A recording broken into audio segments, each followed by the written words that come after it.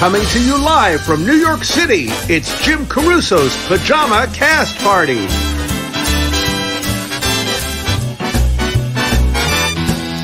And now, here's your host, Jim Caruso.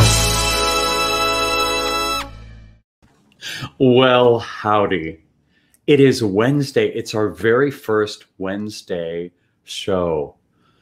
It just feels different, doesn't it? It's been a crazy week. I'll tell you about that in a minute. First of all, tonight's show is just stupidly great. We have the following guests in this order: Spencer Moses, Trevor Martin, Erika Spyres, and Ty Stevens. Now, for heaven's sake, who's luckier than us? Now, I feel like I should bring Ruby out for this whole conversation because it's everything is so fun to talk about. Oh, Ruby. Oh, Jim. Happy Wednesday. What? Balloons. You shouldn't have. I know. And yet I did. You really shouldn't have. First of all, so much to discuss. Those will go away. They're annoying. So much to discuss. So much, Jim. Cast Party is back. Cast Party is back. Birdland is back. Birdland opened on Thursday, and then all hell broke loose. It was just a huge, fabulous affair. And then Cast Party, my little extravaganza that's been at Birdland for 18 years, started on Monday. Huge crowd, huge fun. It was the best. We missed you, Ruby. Jim, I missed you too. Can I say, in the land of Ruby, it's been a crazy week too. I fly out. I'm going on my first plane ride tomorrow in over a year and a half. I'm flying to LA to produce a show, which is very fun. I like being able to say that I have a client flying me out to LA. There's my dog. She's excited too. But I was working while you were having fun at Cast Party. But I was just having fun. Oh my God. It was so a lot that yesterday, the day after, I wanted to just lay down all day, but Susie Mosier opened with the lineup last night at Birdland, so I was there all night. So today I feel like I've been hit by a truck. But it's all good. It's all good. It's all fun. This is the new schedule. It's Cast Party on Mondays, the lineup on Tuesdays, Pajama Cast Party on Wednesdays, Jim. We're like... I mean... It's exhausting. It's exhausting being us people at home. It's exhausting having your own shower curtain. That's correct.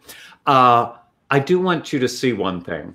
Yes. Our friend Matt Baker, who is a brilliant jazz pianist, is also a wonderful photographer and filmmaker. And he filmed me getting ready for the opening night, the grand reopening of Cast Party. Can we roll that, Ruby? It's just a few minutes. I'm obsessed with it. Of course we can play it. We can do whatever we want. It's Pajama Cast Party. I know. What, are they going to fire us? No. Okay, let's play it. Roll it.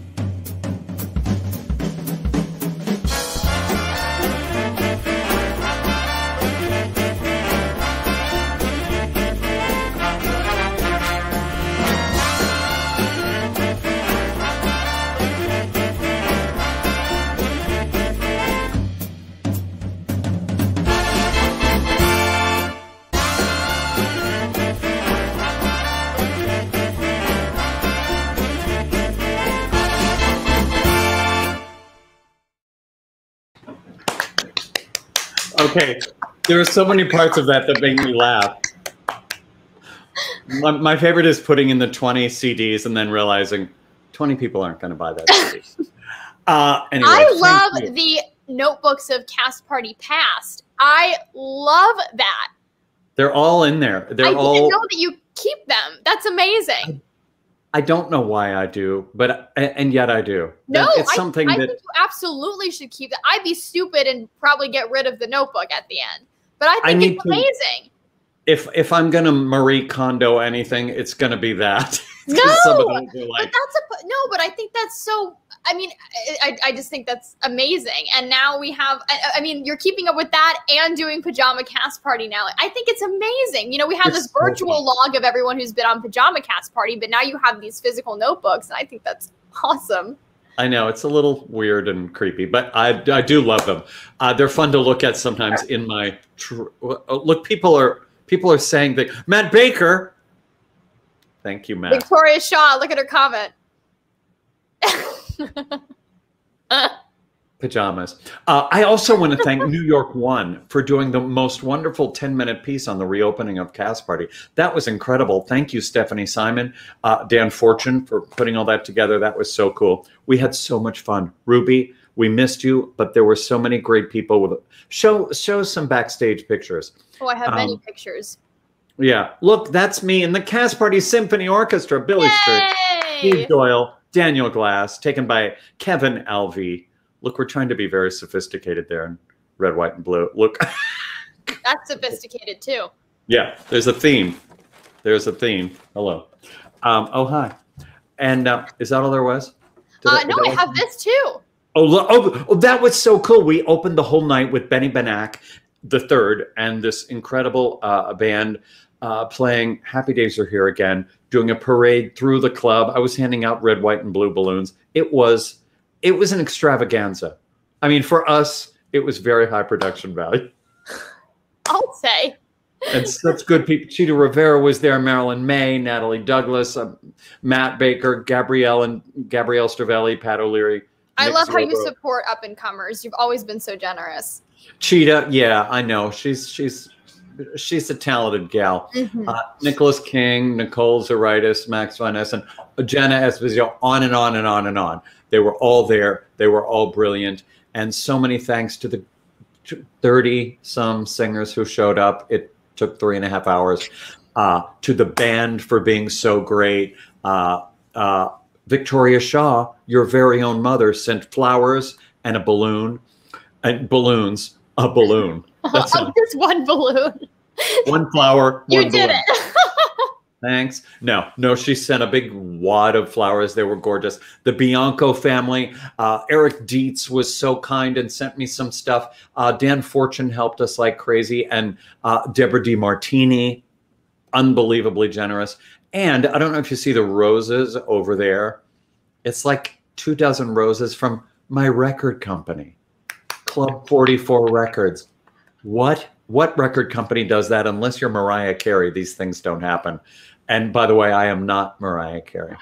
So, and then a big piece in the New York Times today about the comeback of cabaret and music rooms here in town, thanks to Elisa Gardner and Stephen Mosier writing about us in the Broadway world. I'm exhausted from all of this. Things are, I mean, New York is really alive again. I feel like there's been so many pieces of good news and good theater. Did you see, my good piece of theater news this morning was Waking Up and Learning Waitress is coming back. I think I squealed like a little child. Yes. But yeah. I mean, the city just feels so alive again, and theater is back and Birdland is back, which means all is right. And that's exactly right. We can party on. If you're in New York, you have to join us live on a Monday night at Birdland. If you're not, keep your computer tuned to the Cast Party Network.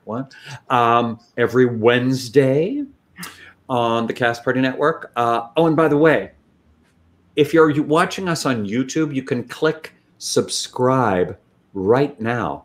Where is that? It's like, yes, Jim, you enjoy that. Okay, not with those eyes. That's a little much.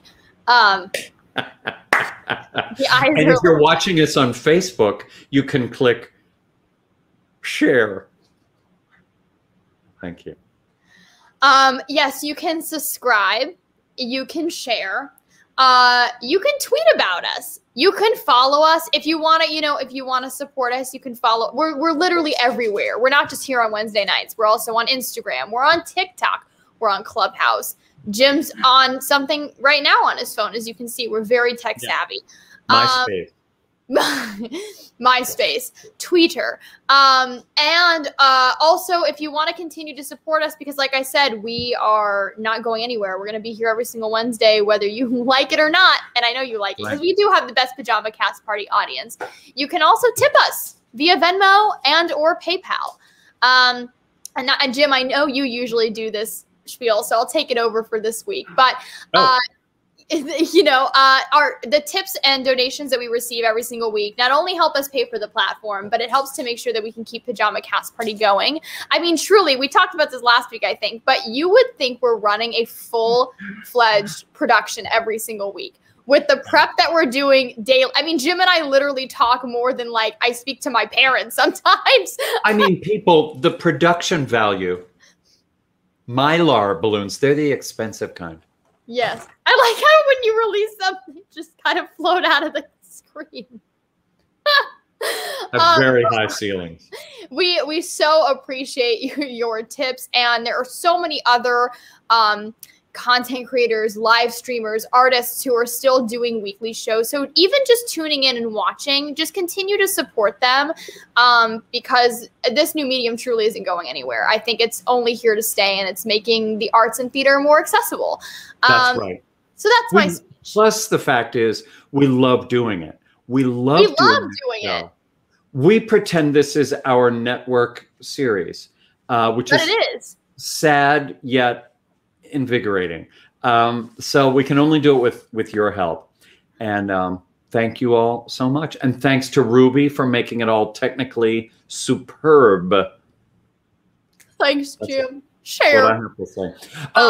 And I just saw Kevin Alvey made a comment. Those pictures, I mean, I said it at the top, but those pictures are all by Kevin Alvey, the ones that were that we showed in the dressing room and stuff. So thanks to Kevin for sending us 80 trillion pictures that I have to go through tomorrow. And I'll be, well, you'll see more. I feel like I have photos of myself at Birdland through the years, all because of Kevin. I don't think it would be documented any other way. If I didn't have those. I know, it's the many years of Ruby Lochner. See, there's a series. We could, maybe we could put together a compilation between the photos and my mom's family videos that she used to take like crazy, a compilation of how many times you were on your knees to talk to me and what year it transitioned to you and I both standing. Let's do it. Vic, okay. Let's do it. I'm in. Okay. We should start this instead of talking so much about ourselves. I'm going to go now. Endlessly fascinating, I know. Okay. I'm going to go now. Okay, mine. Who was that? I don't know who that was. Okay, let's just do this.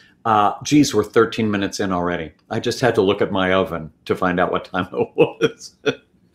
Is that the way it is on real TV shows? I don't know. I first saw Spencer Moses on stage when he was brilliantly cast as Cornelius in the Goodspeed Opera House production of Hello, Dolly. He also starred on Broadway as Ned Schneebly in School of Rock. I only say that because I just wanted to say Schneebly. Please welcome Spencer Moses. Jim Caruso. Oh, man. You say the nicest things about me, and I'm sure you mean at least 50% of them. But Schneebly. I know, Schneebly. It just rolls right off the tongue. It's so good. First of all, I love that show so much. School of Rock, I wasn't expecting to. Am I allowed to say that? Of course. I was like, I don't know if this is my thing. It was so my thing. It's everybody's thing, but it was so great. And you were so wonderful and so funny and just such a great show. You're too kind. I honestly, it was one of my favorite things I've ever done. I mean, the best thing about it was the kids. Let's be honest. It was really, they were freakishly talented. It's just super hilarious. And the backstage antics were a lot of fun. You know, intermissions or in between shows on 2 show days, those kids were always playing instruments. We had a lot of cool jam sessions, and they made me look terrible, but it was really fun. They were so much fun to be around, and really good energy. What was the age range of those kids? I think the youngest was 9, and then it went up to about 13. What were you doing at 9 years old? Well, I mean, were you in the business? No, I was an idiot. I was like bunny hopping on my bike over dead squirrels. Like I had no concept of Broadway. You know, I mean, I didn't see a Broadway show till I was like 30, so I just had no concept of what that stuff was. So, where did you grow up? Mostly in San Diego, but then a few years in a small town in Illinois called Galesburg, where the poet Carl Sandburg is from. Perhaps you've heard of him. Many people, perhaps not. And no, I swear to God, I have. Yeah. And a few years in Fresno, and then back to San Diego. So moving around here and there. So yeah. Right. Yeah. Where did you grow up? Pittsburgh, Pennsylvania. Oh, cool. So you probably got exposed to theater at a young age since you were so close. I was doing theater, but I can't say I saw a lot of it. My parents would bring me to New York every once in a while and would see a Broadway show. My first show was Irene, if that tells you how old I am. I'm 90. I saw Irene with Debbie Reynolds and Carrie Fisher in the ensemble. Wow. But, I mean, so that was the 70s. So we'd come here and see one show and go back to Pittsburgh. So I was really into it. But I wasn't seeing that much theater. Okay. But, you know, God, I loved it so much. And the TV was where I really keyed into show business. What are you doing to get back into the scene now that we're reaching the light at the end of the tunnel?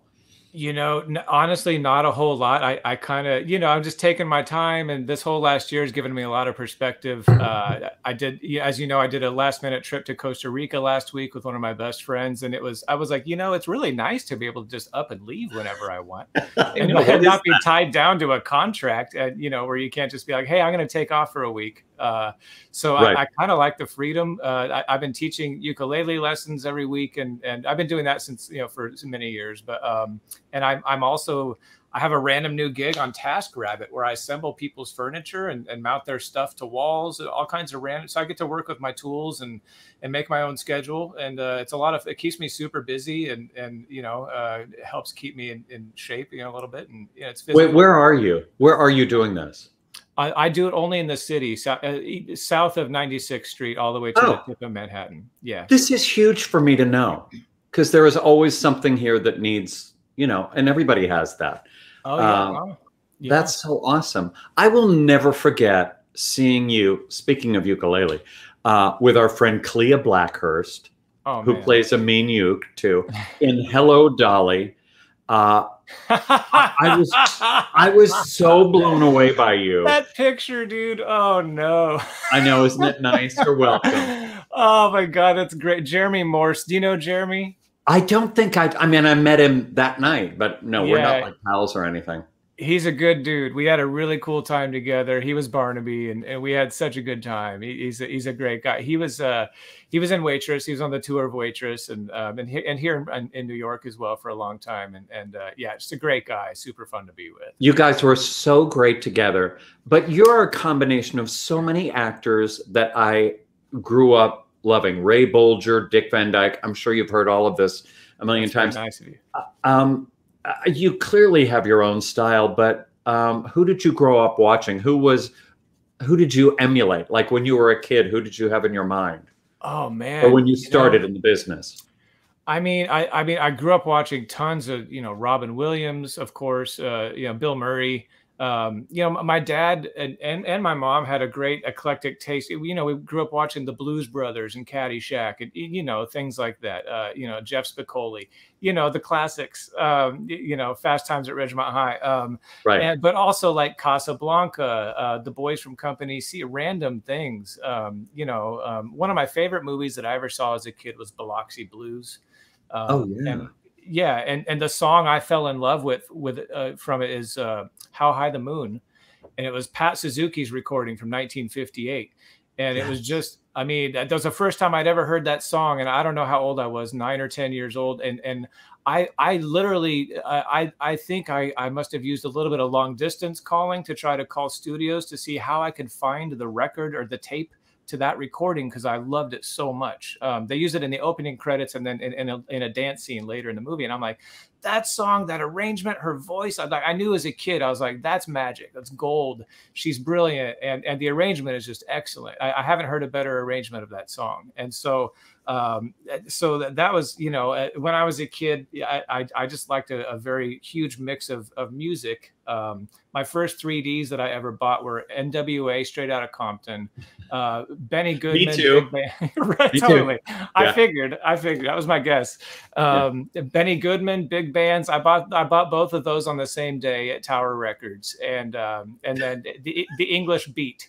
So if that tells you, there's, you know, it's all over the place, and I like it all, and you know. See, this makes me happy because here's my pet peeve. When people say these kids don't listen, they don't know their history, they don't listen. Okay, there will always be kids that are idiots that don't know who people are and what stuff is. But there will always be kids that find it. You were interested in Pat Suzuki, long dead. You know, I mean, I was interested in Charlie Chaplin, long dead. It's like there will always be kids who get it. Yeah, for sure. I was lucky because my parents are really good about showing us that stuff, like all the road movies, Road to Bali and Road to Rio, and you know, stuff like that. So cool. I'm very grateful that my parents had good taste in films and TV shows, but especially films. And I just hope my generation is showing that kind of stuff to their kids too, because it's super cool stuff. You know, again, some will, some won't. There will always be people that find it. When did the ukulele come into your life? In 2004, I was lucky enough to be cast in the musical Smoke on the Mountain. Do you know that show? I don't. It's a Southern gospel musical where it takes place in 1938, and this family goes around to Southern Baptist churches doing Saturday night sing-alongs. And the family brings their own instruments. So the cast gets to play their own instruments on stage. So it's, of course, a great show for producers to produce, but it's so cheap. But it's and just one set, no set changes, no costume changes. But it's very sweet.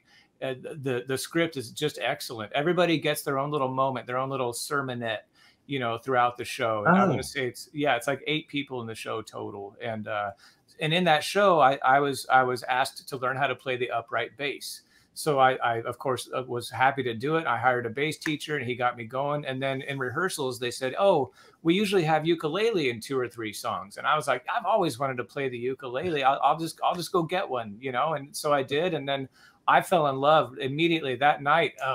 I bought this one. This is my very first ukulele. It's from 2004. It's made from Hawaiian cedar, a solid cedar top that they've outlawed using that wood. Apparently it's a collector's item now. Anyway, and I got a whole bunch of other ukuleles too over the years. This one I used in Boardwalk Empire. Yeah, this one's really cool. It was made in the 1920s. It's a banjolele. Check out. That's what I was going to say. Yeah, it's really cool. And of course, real rawhide there on the front. And I got that for like $20 on eBay. I'm all about these eBay purchases where I just score these crazy good deals. And anyway, so I fell in love with the ukulele. I started buying them on eBay when they were all smashed up, and then I would fix them up and resell them on Craigslist. And that was just kind of became one of my hobbies. I haven't done that in a while, but yeah, I used to do that with guitars and ukuleles. And that is unbelievable. It's pretty random. Yeah, I'm definitely a ukulele. This isn't the whole collection behind me either. There's too many more ukuleles and other instruments. But would you give us a sampling of, first of all, your incredible voice and your spectacular ukuleleisms?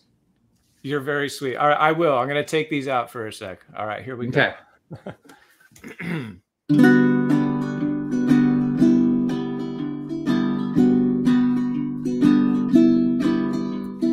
I can be happy, I can be sad, I can be good or I can be bad. It all depends on you. I can be lonely out in a crowd. I can be humble, I can be proud. It all depends on you.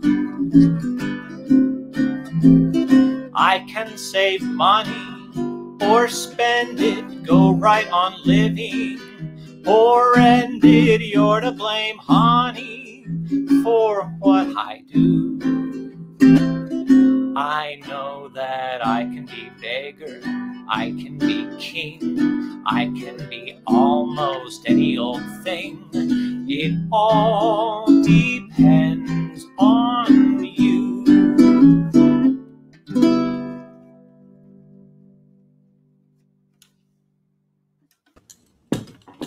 That was just one time through. So beautiful. Thanks. I love that song. Okay, so here's the deal.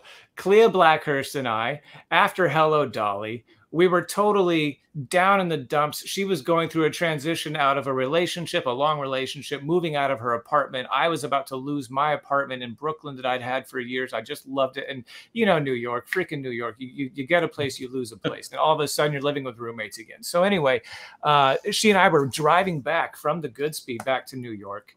And just like having so much anxiety and like crying to each other. I've got her little dog Sprout on my lap in the front seat of the car. I love that little dog. And about a month later, she got us this random gig to go play, to be the ukulele singing duo for Tom Meehan at his 25th wedding anniversary.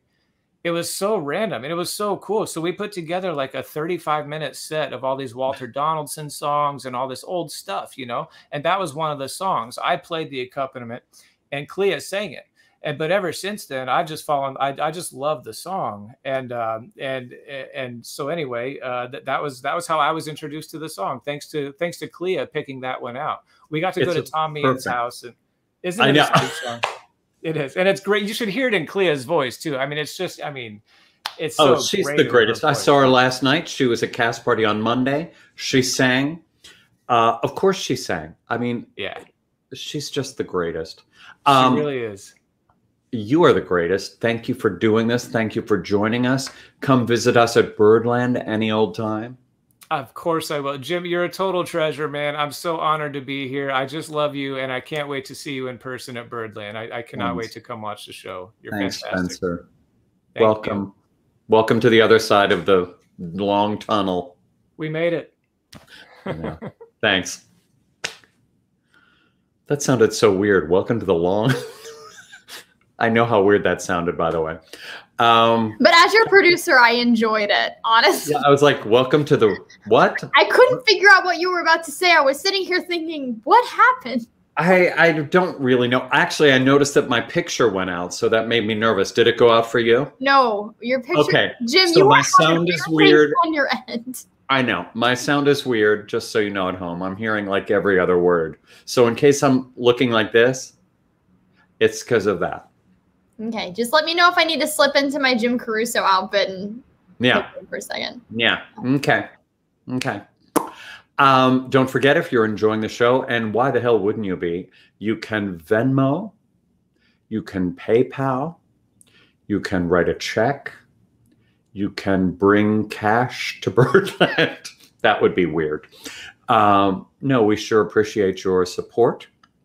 You've been fantastic week after week after week, and we couldn't do it without you. And we wouldn't want to, frankly. Last week, our friend Paolo Schott spoke of his career starring in both opera and musical theater. I'm so pleased to welcome yet another baritone who does the same thing. He's a classically trained singer and is an absolute perfect leading man for the golden age musicals. Please say hi to Trevor Martin. Hello. Hey, Jim. Oh, it's so good to see you. That was so sweet.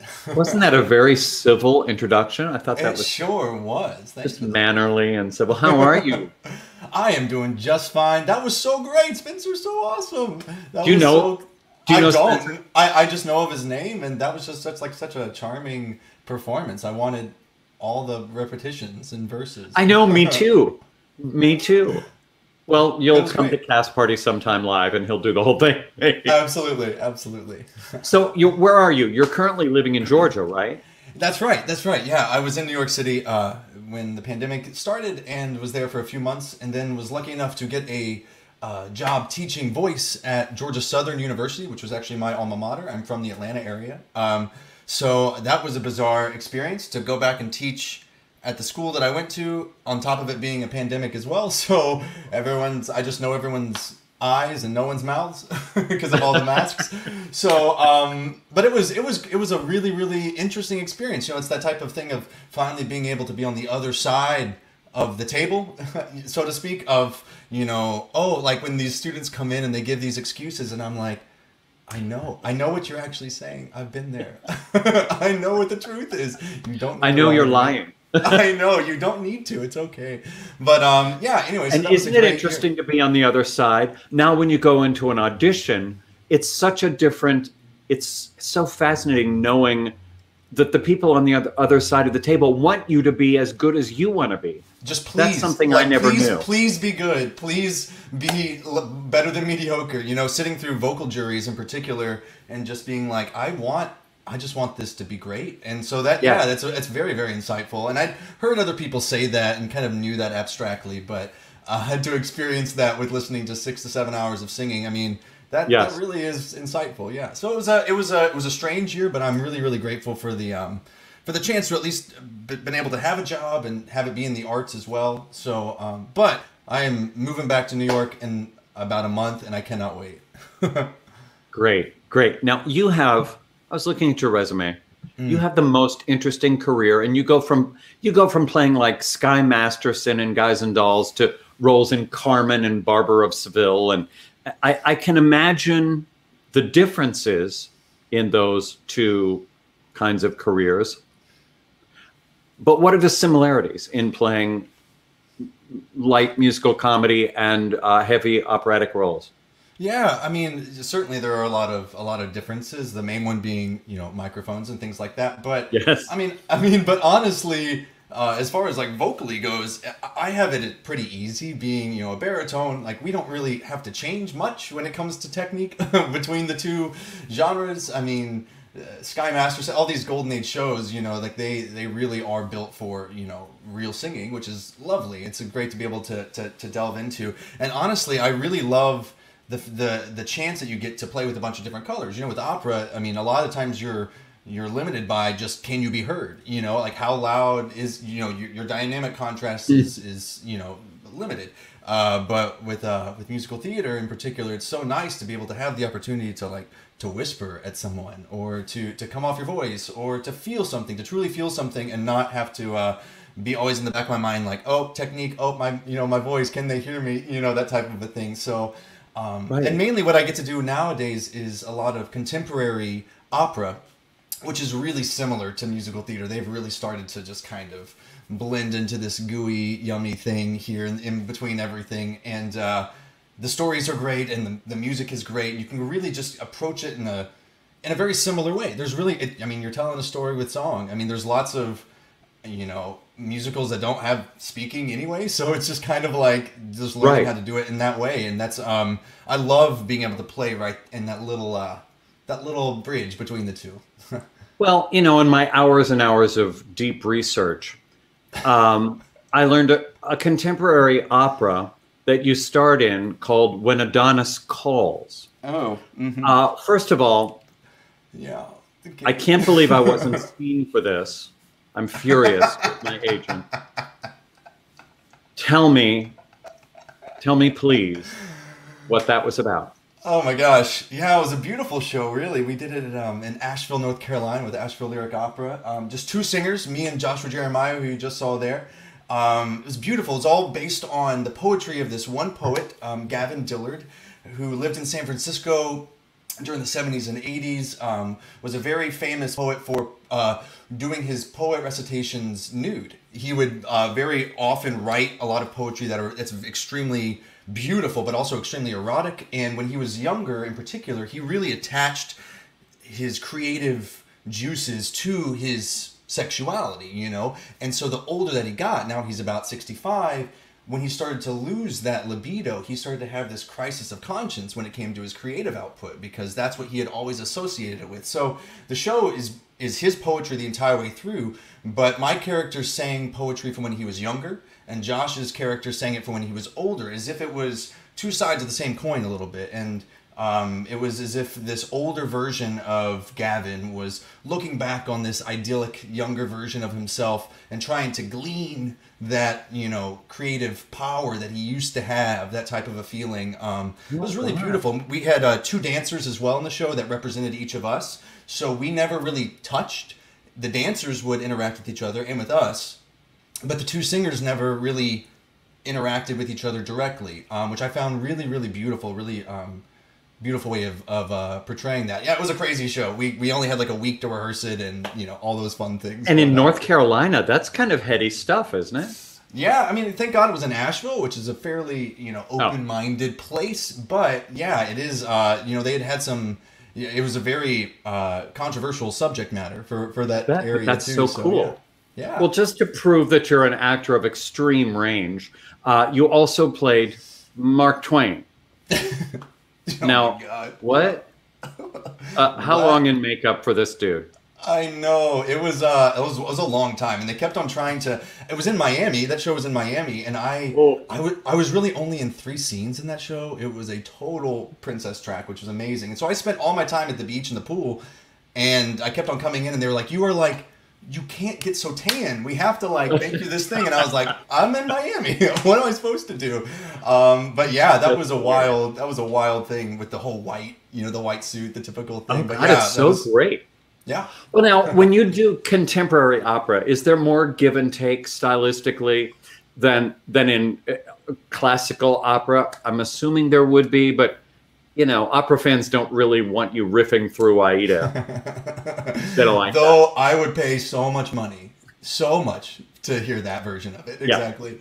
Yeah, there's a little bit of stylistic freedom when it comes to that, especially when it comes to the non-aria parts of things, which are much more based in speech rhythms, similar to musical theater in that way. And the good contemporary opera composers have really taken that part from the musical theater world to heart, of allowing there to be some freedom with the orchestration and things like that, to allow there to be actual drama happening on stage, as opposed to us all being limited by and staring at some conductor somewhere else that's really deciding the dramatic moment for us, when in reality we can kind of do that on our own. And if it's written in a certain way, then everyone can kind of just jump on the train along with us too. So yeah, there's a lot of really great stuff that's been happening in the last 20 years in particular in the opera world with that. Yeah. Would you sing for us? Oh, I'd love to. I would love to. Yay. I have a few songs that like a little medley here. You know, this is something during the course of this pandemic that I don't know if this happened to you or to anybody else here, but I really just like what is sleep? What is our schedule? Like, what is this time? It's all just felt so arbitrary, and I just really delved into this bizarre sense of insomnia kind of during the course of this. And I figured for your pajama theme here, I would do a few songs about just being up all night. So here we perfect.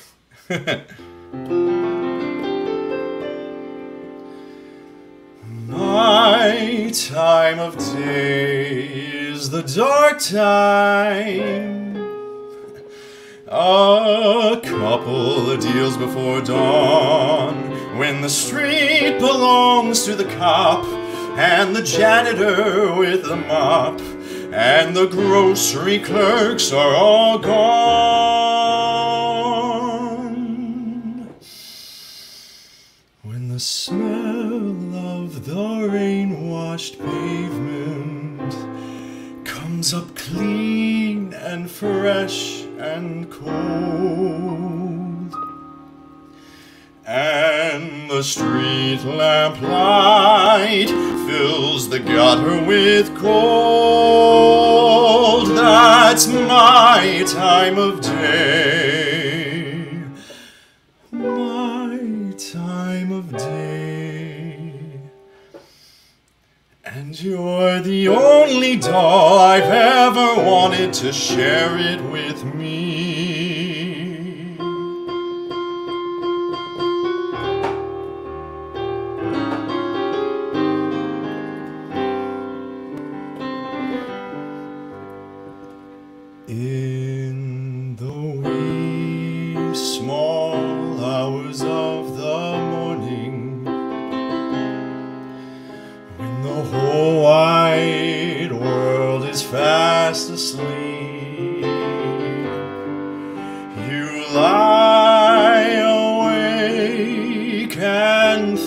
about the girl and never ever think of counting sheep.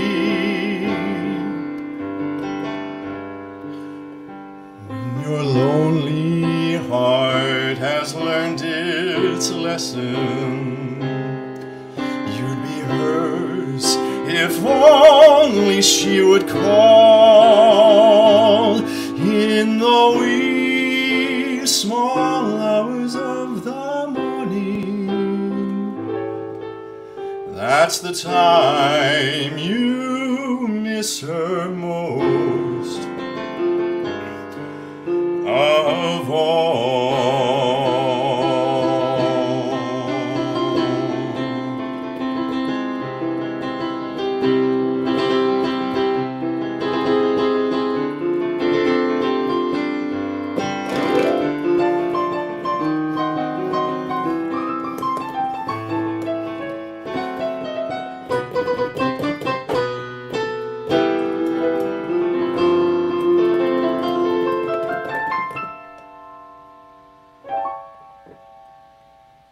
When your lonely heart has learned its lesson, you'd be hers if only she would call in the wee small hours of the morning.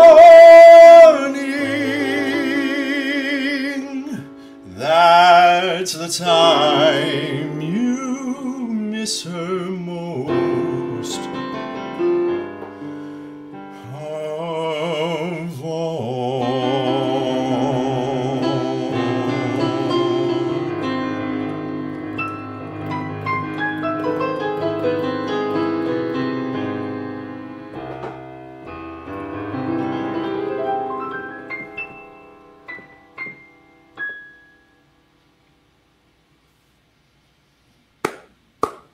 And the crowds roar. I can almost hear him.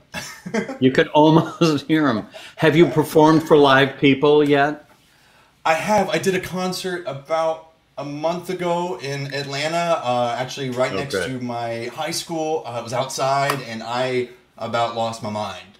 I felt like I was more excited than anyone else there. I cannot wait to keep I know. That's how I felt on Monday night. It was like, oh my God. I was like, will I remember how to do this? Well, exactly. I'm like, what do I do with my hands? I used to be like, I used to never think about these things, but now I don't know what to do. I know, we've become those people. Well, God, Trevor, you sound spectacular. Oh, thank you. Thank you for singing for us. Come back to New York.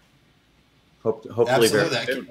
Absolutely, and I can't wait to meet you in person. I'll come to a Monday night. Me too. I know Jessica Fischenfeld, our friend, is watching. She's typing away. She's the best. There she is. Just the best.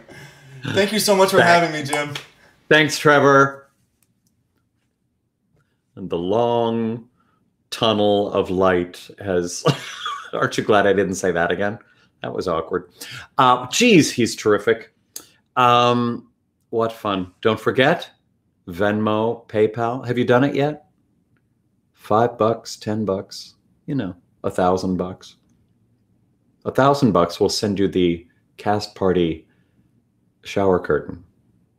Ruby, let's see that.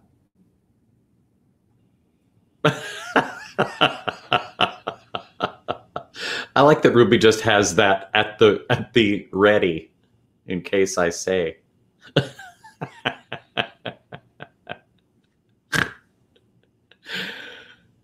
Ruby shower curtain. Oh no! Oh, now see, that's just mean. That's me as Jimbo the Clown. Thank you very much. There you go. There you go. I don't know if Jimbo the Clown will get any tips other than get out of show business. Let's keep going. Are you enjoying this, people out there? Are you commenting? Ruby, are they saying nice things? Oh, Jessica. Jessica's enjoying, yeah, our last guest. I know she's a fan. Erika Spyres. Erika Spyres performed. Excuse me. Is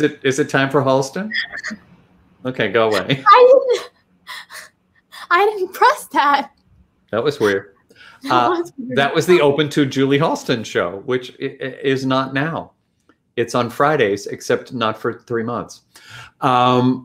Erika Spyres, as I was saying before, I was so rudely interrupted by Julie Halston, performed in Carousel on Broadway and in the national tour of Once and in the Parisian, get this, the Parisian premiere of Sondheim's Passion. That is the chicest sentence I can imagine.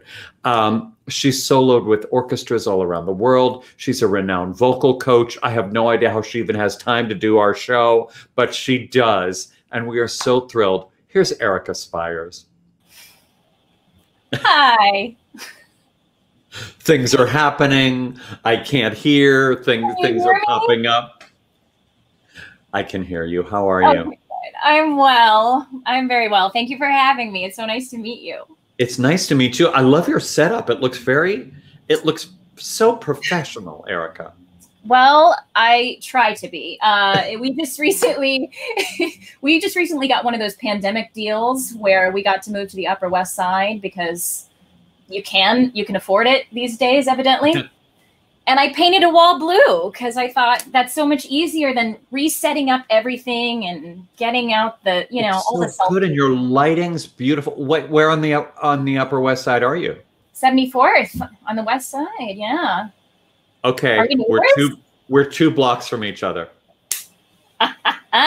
We'll meet afterwards at the diner. Perfect. Okay. Erika, as with everybody else tonight, your resume is very impressive. You work a lot. Oh, thanks. I love that your resume has the Mikado and Virginia Woolf. Like, what in the hell? You did a lot of shows in Boston, where you're from, right? Yeah, so I'm actually from the Ozarks originally. Oh.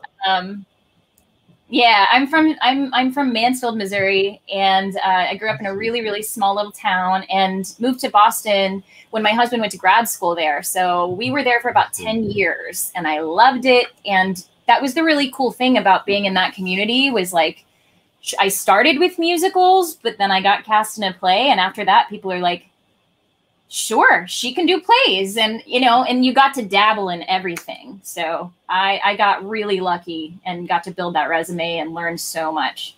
Man, it's impressive. Now, when you did plays, did you find? I have so many musical theater friends who all of a sudden do a play out of nowhere, and they're like, "Oh my God, I can go out afterwards. I can talk during the day. It's so crazy. It's such a different life than the kind of monk-like cloistered thing, if you're doing Elphaba or something." Yeah, no, it's different, but I have to say, like, I think I learned from it that I can still sing even when I'm not a crazy person. So like, it actually taught me maybe some bad habits. I'm like, sure, I'll have a drink, your equity one. And then you go, no, I do think we get in our heads a lot as singers and, just musical theater people in general. It's not, and, Trevor knows this too with opera folks as well. It's like always with the scarf and being very careful. And one thing I always try to tell my students is just like, try to treat it like it's a regular day as much as you can. Try to be as healthy as you normally are, and then you'll be fine. And hopefully you won't get in your head so much. Oh, that's a good suggestion. Well, clearly you're a wonderful actor and a singer, but you'll also play some kick-ass violin. How long have you played? Oh, look, there you are doing it. There you are doing just that. I played since I was 3. I started with Suzuki, and then I picked up fiddle lessons at 12. So and then I put it away for 5 years after college. I was just like, I guess I'm not going to be a violinist. Why am I doing this? And then once the musical came along, and it was kind of that perfect convergence of all of the skills I worked on for all those years. Perfect. So you were trained in classical, but then you kind of veered into fiddle, more of a country folk fiddle. I'm assuming. Where do you feel most? Where are you really at home? Well, now I tell people I don't play at all. That was good though. Yeah, at least it was on the right side. Exactly. I tell people now that I'm a fiddle player, I feel like there's a little less weight in saying that you're a fiddle player than you're a violinist. But I don't know. I like dabble in both. It's funny if I were around a group of fiddle players, they'd be like, "You're not a fiddler," and just, you know what I mean? Like, everybody has their thing that they think you are, and that's one thing I, try to always break down is like, you don't have to be put in a box. Don't put yourself in a box. Well, I mean, just what I know about you, that's so true, because you have a great career in commercials and on camera stuff. But look at, okay, that is, first of all, that is the most trustworthy face. I would buy flood insurance from you. Oh, I got some pre-SAG-AFTRA. I got some good work from Amica Insurance, I gotta say. And Phillips Lifeline. Do people find you very trustworthy in real life? Clearly, the companies do. They know your face is one that inspires, some trust. Do people ask you directions all the time? I do, yeah. Just the other day, I got followed in Central Park by an older man who was like, "What time is it?" And I guess I was too friendly in giving him the time, because then he started asking me about my life. And I have a hard time not just responding and being kind, and that's from growing up in a small town, I think. So I've gotten better at trying to make up names and excuses, so I don't give my whole life story to everyone all the time. But now that man is your fiance. And, would you sing for us? Sing, play, whatever the hell you want to do. I would be happy to. Watching these other guys go, I'm like, how are they not nervous? We haven't done this live in so long, and I'm sitting back here like palms sweaty. So I'll do a little bit of both, playing and singing for you. Perfect. I'm gonna just, all right. There are days in my life when everything is dreary. I grow pessimistic, sad and world weary. But when I am tearful and fearfully upset, I always see this merry little minuet.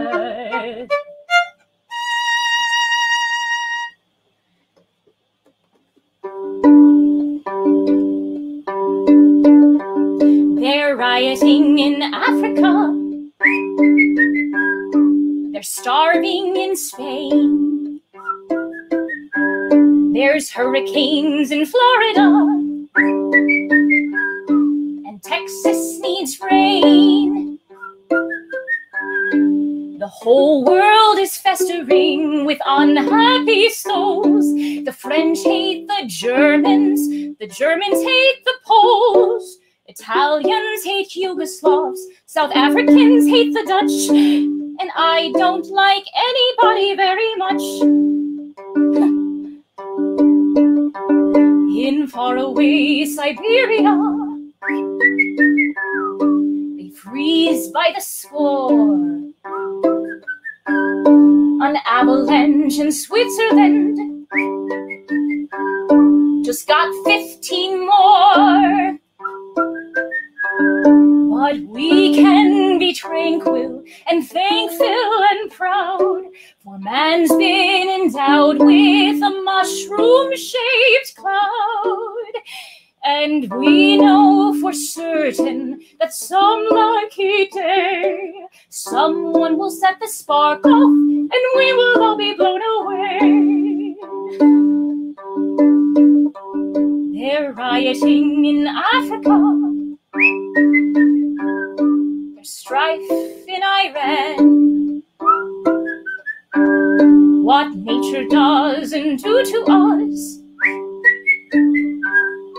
will be done by our fellow men.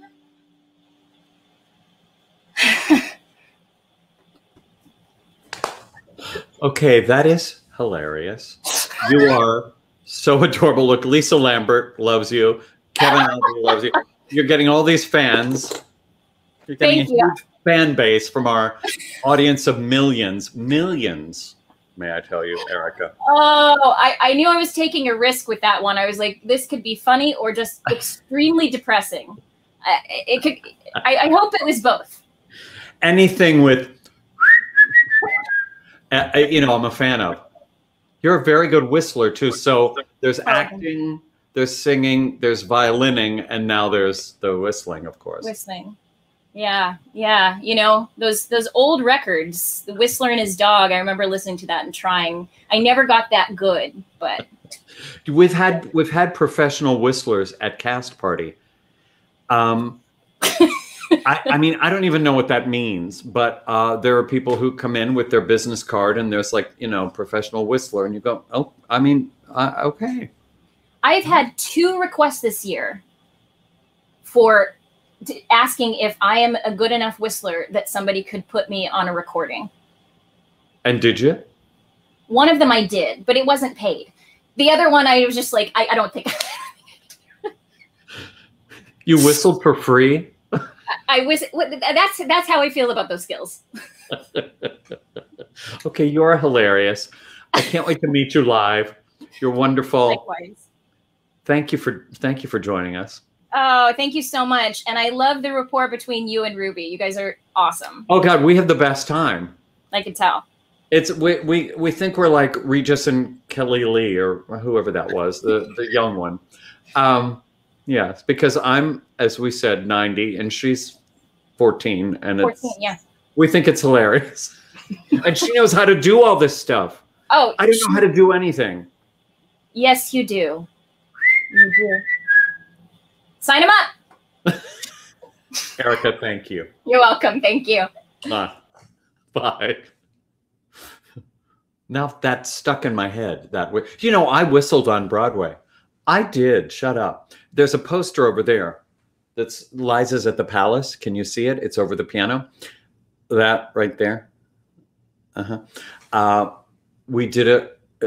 I had to whistle the song Liza randomly. And then, so while I was singing, or before the number started, our backs were to the audience on stools, me and 3 other guys. And Liza was downstage, as you would think she should be. And we were facing upstage toward the band, and I would be like this. Because you have to kind of lube up. You need okay, I'm going to stop this conversation. But you need it to be, you know what I'm saying. I feel like tonight's live stream might get flagged, like, from that conversation. Like, are we going to get demonetized? No, because if you're nervous, like if it's opening night on Broadway and you're like, no, you don't want to be like that. Right, but I'm just imagining somebody coming on here for the first time and all they hear is you saying lube up, and they're like, what cabaret show did I just walk into? And then we get demonetized. Yeah. Welcome to Cast Party. What? Yeah, so there was that. Why did I bring that? Oh, because whistling. That's why I brought it up. I wasn't even listening to myself. Okay, are you ready for more? Don't forget, Venmo, PayPal, very important. I first saw Ty Stevens singing and dancing in what is probably one of my top 3 favorite Broadway shows of all time, Sophisticated Ladies. Amazing show. But he also tours the universe with his R&B band, Soul Jazz, and tends to entertain the whole planet. And now he's here to entertain us once again. Please welcome Ty Stevens. I'm here. Oh, hi. That was very kind of fussy when you did that. Yeah, you got to keep those juices flowing in case they call again. You never know. Because my last Broadway show was, okay. Was what? was, well, no, my last, I'll answer that. My last Broadway show was Marilyn, An American Fable. Starring Cortez Alexander. Yeah, exactly. That's where we met. Yeah. So that's been a minute. It's been a few minutes, let's say. Did you ever do a Fosse show? Speaking of, fantastic splayed jazz hands. Be around a bunch of Fosse dancers. Hi, Melissa. Melissa was also in the cast. She played either Hedda or the other one. I don't know which one is which. But yeah, so that was Melissa Bailey. I know her. I know Melissa. She's a doll. Please, of course. A doll, I tell you. And I haven't seen her since, basically. Maybe once since we did that show. Long time. Wow. Yeah. So what was the answer to have you done Fosse shows? Oh, I said I work around a lot of Fosse dancers. Some of the dancers and sophisticated ladies, in particular Valerie Pettiford, whose birthday is tomorrow. Valerie, happy birthday. Yeah. And Lloyd Culbreth, they're and oh God, I can mention a number of Fosse dancers that I just envied because they had that style and they kept getting hired. Yeah. I mean, is that it's just the chicest style in the world. So cool. God, I don't know. Crazy. So it's hard to pin down what it is. It's just so clean and so and so fresh. Yeah. Yeah. And quirky. It's got little weird things that she's like, what would make you make that move? It just doesn't make any sense, but it makes complete sense. It's so if you wrote it down on paper, legs splayed, feet in, butt out, it sounds like, well, that's going to sound horrible. It's going to look hideous. Yeah. Total contortion. And yet there was such a vision in there that he knew that's why it worked. I know. That's why. Yeah. I know. Did you watch the Netflix thing? The Fosse? Yeah, I binged it. Me too. And I watched the whole thing. It was so well done. Wasn't she amazing? What the heck was that voice? How did she do that? I mean, how did she transform in that way? It's brilliant. I loved it. I loved it. Here's one thing I noticed though. They showed there was a camera. There was a pan of her walking up steps, and she was in a leotard. And as brilliant of an actress as she is, she's not a dancer because you could see the muscles in her back weren't like dancer muscles. They were like pretty woman muscles. It was like, aha! I caught you. We found your flaw. I know, but that was it. Other than that, it was genius. Yeah. Oh, are you back out there working yet? What's happening? I am, slowly but surely, and almost surprisingly. I've gotten a number of calls, some jazz club gigs out here in New Jersey in particular, at Shanghai Jazz, and coaching things. I'm directing a jazz piece that's going to be shown in Mount Morris Park next week. I'm doing readings of plays and finishing. I just finished my inspirational CD, which is finally not in my hands yet, but it's finally done and in manufacturing. So I should have that any minute now. Who knows? You'll come in. You'll come back when that's on. Yeah. When that's ready. So I've been busy, surprisingly so. Oh, surprising. Okay, as I've watched you through the years, it's become clear to me that you will never stop creating. I don't care if it's a pandemic. I don't care. You're so multi-talented, but that doesn't necessarily equal that. You have a Broadway career, you have a theater career, you're constantly writing, you're touring with your own band, Soul Jazz. But it's nonstop for you, isn't it? Relatively. And it's the way I like it. Yeah. I'm frightened of stopping. Yeah. Oh, believe me, I know. I'd love to sit down. The concept is so good. It's a great idea, but then you can't get up. Really? Well, I mean, one of the things that really kind of scared me during this pandemic is realizing just how my identity is so closely entwined with what I do. And when I don't do what I do, who the hell am I? Why do you think I did this? You were smart. You were smart to have that on a regular basis because let's say I was desperate. Well, your desperation paid off because this is fantastic. And well, what keeps you going? What fills you up? My passion for what we do. I tell people all the time. I said, don't worry about retirement here. I'm gonna be the person that drops dead on stage and you just drag me off. That's all. Don't worry about anything else. Yeah. Be careful what you wish for, because Sylvia Sims always said that. Sylvia Sims, a great club singer, always used to say, I want to die in the arms of my lover, my audience. And didn't she die on stage at the Algonquin Hotel, dropped dead in a little tiny club that seats 90? Bye-bye. But she was probably happy. I'm sure she was thrilled, but the people sitting there. It's like, we'll pay extra for this. They might. I don't know if I want to put my audience lover through that, frankly. You know what I'm saying? I was watching your stuff last night. You have a song called Power to Change, which is amazing. Thank you.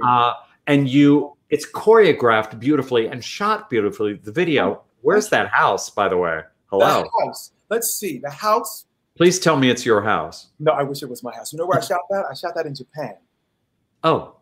Yeah, I was on tour at the end when this madness kicked in. I was on tour with a Japanese artist that I've sung with for the last 25 years, part of his ensemble. And we had weeks on the ground because, the pandemic shut the last 2 dates down on the tour. They were trying to figure out what to do. Of course, they have to deal with all the vendors and venues and all the stuff that goes with touring. And I'm sitting on the ground thinking, oh, I don't want to get stuck here. What are you going to do with me? So I had to really come to terms with, like, it's not about you right now. They've got to take care of that business. And then they sent me home the day everything shut down. So on those 2 weeks, while I sat on the ground, I said, well, what can I do that's creative that's going to keep me happy in some way? Because I couldn't really be around people because everybody's starting to shut down and cloister and mask up and all that stuff. So I had to do things that I could entertain myself. Well, here's the thing. I'm a middle child. It's a beautiful video. But I love that you did a video of yourself in a field teaching the choreography. Look at you. That's here in Jersey. That's up the hill at Eagle Rock Reservation. I love it so much. And then all your fans were learning the choreography and stuff. Yeah. That made me so happy. I had a little Japanese friend. His name is Cole. He's the son of some of my fans there. And he's like 4, 5. And he learned the dance. He didn't learn the dance. He tried his best to learn the dance. The sweetness was watching him try. It was divine. I keep it on. It's on my website. That's how much I love it. So cute. I'm going to learn it and do it for you someday. Come on. Really good. And then I'll whistle. Would you sing for us? I won't whistle, though. I promise. Thank you. You can do whatever you want. I'm loving this. This is so much fun. You guys are the best. Okay, here we go. Maestro. One of my favorite songs from one of my favorite shows. There are girls just right for some kissing. And I mean to kiss me a few. Oh, those girls don't know what they're missing. I've got a lot of living to do. And there's wine just ready for tasting. And Cadillacs all shiny and new. Gotta move, 'cause time is a-wasting. I've got a lot of living to do. There's music to play, places to go, people to see. Everything for you and me. Life's a ball, if only you know it. And it's all just waiting for you. You're alive, so go on and show it. There's such a lot of living to do. Oh.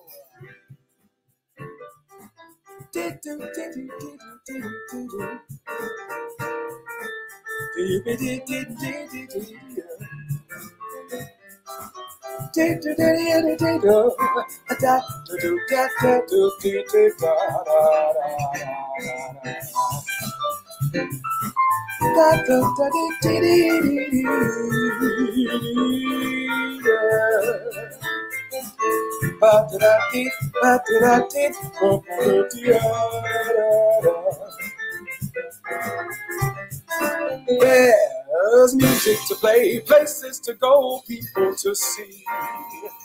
Everything for you and me.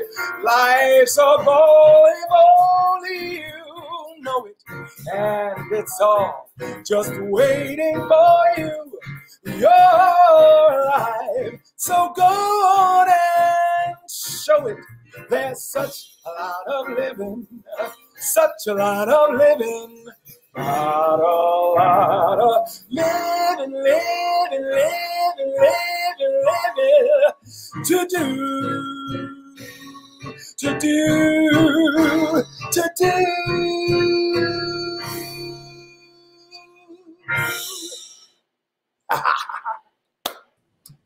Oh my, it's so good.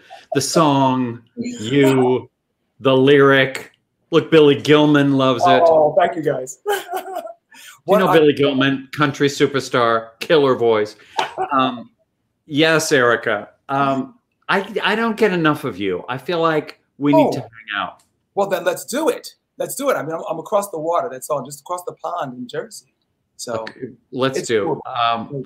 You're so great. You have such a great energy and such. Oh well, I mean, you're just the deal.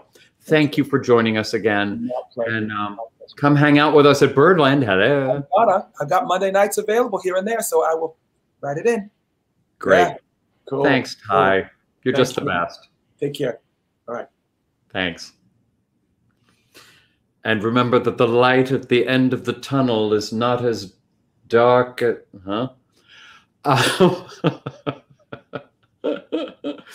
I've enjoyed this show. I mean, I know I always say that, and I probably always mean it.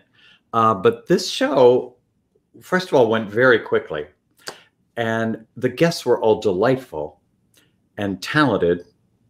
I guess they're always delightful. Nobody's been rude. Wouldn't that be hilarious? We need one really rude guest. Ruby, do you have any? Who would that be? Well, your friend Miranda hasn't been on yet. Your friend Miranda. That's right. We should have Miranda on. But like you said, though, sometimes she doesn't take a liking to everyone, so she might be our first rude guest. Yeah, that would be interesting. That's I don't know how I'd deal with that. Although I've been with Miranda Sings on stage when she has decided she didn't like me. Right. Well, that's why I said friend. Yeah. Well, I had to. She does this thing where she puts on this magic contraption around her neck. Yes. And you stick swords through her neck. Yes. I had to be the one sticking the sword through her neck. That's a good on stage, which was slightly terrifying because I don't want to give it away, but it's a trick.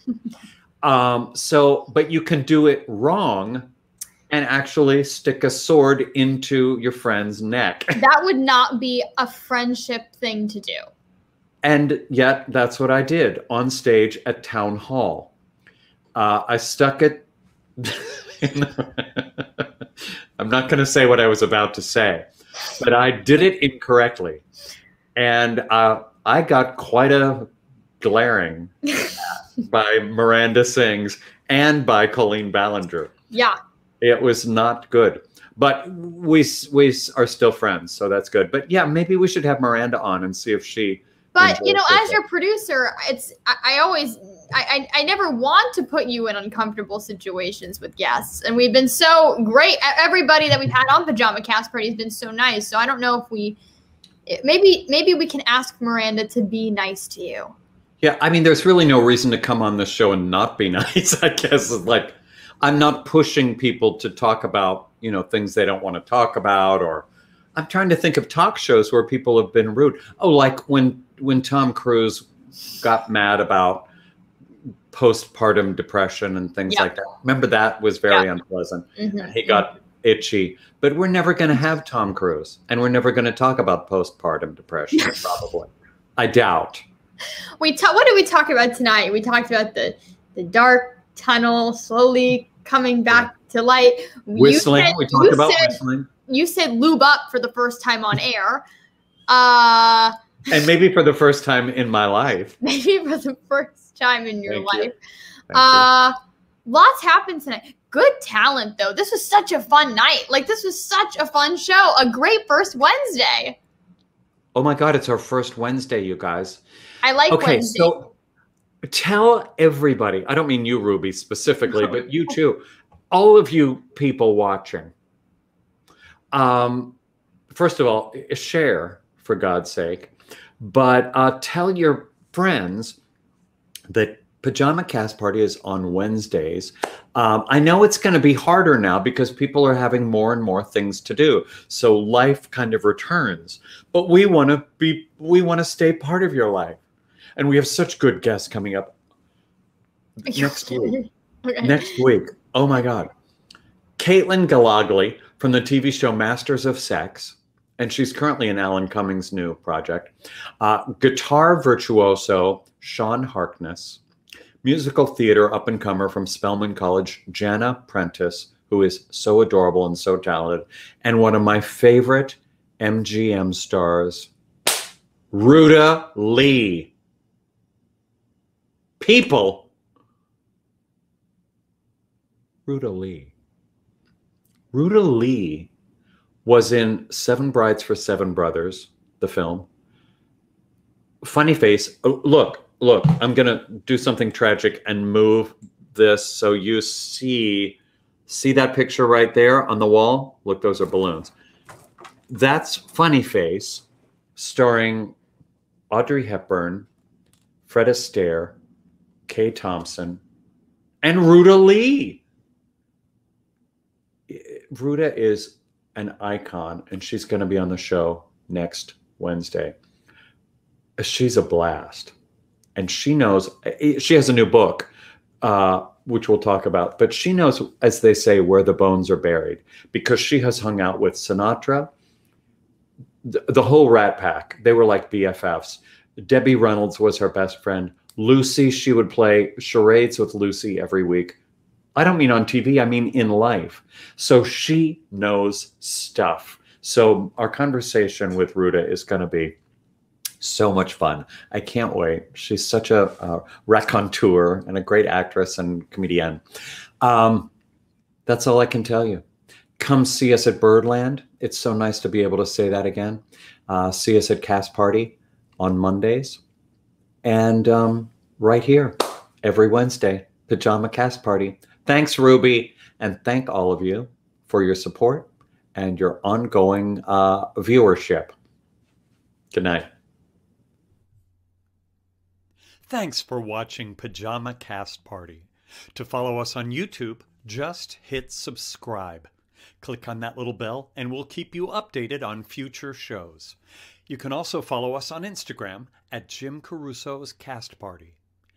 The end.